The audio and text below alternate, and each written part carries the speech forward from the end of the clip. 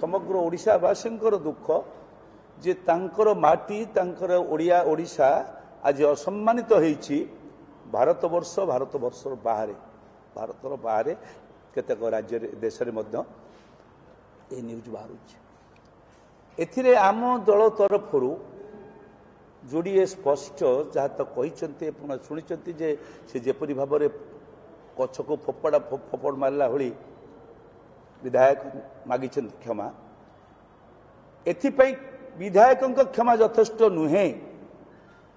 ए राज्यर मुख्यमंत्री जे निजकू श्रेष्ठ मुख्यमंत्री बोली कहउचंती ओडिशार स्वार्थ ओडिशार अस्मिता ओडिशार स्वाभिमान ओडिशार संस्कृति को पाइकी तांकू भारतवासी आगरे मीडिया माध्यम रे प्रेस डाकिकी क्षमा मागिबा को पड़िबो एवं जो अपकर्म जाकर विधायक करिसंती तांकू तुरंत दलरू बहिष्कार करिवे ताहा नहेले समस्त राज्यवासी समस्त देशवासी जानिबे जे ओडिशा बली एक राज्य रे एहीपरि एक संवेदनशील व्यवस्था भितर एहीपरि एक अभद्र शासन अशालीन शासन व्यवस्थाटीए चली से दृष्टि आमर दुईटी मुख्य दाबी ओडिशार अस्मिता पाई ओडिशार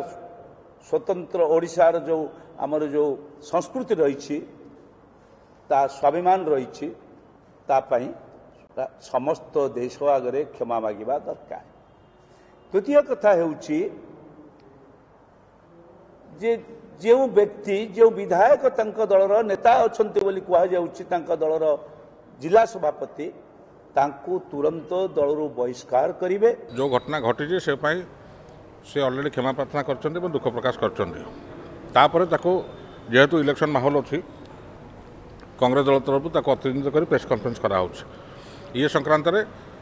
दल जो निष्पत्ति नेबा कथा दल सभापति निष्पत्ति नेबे।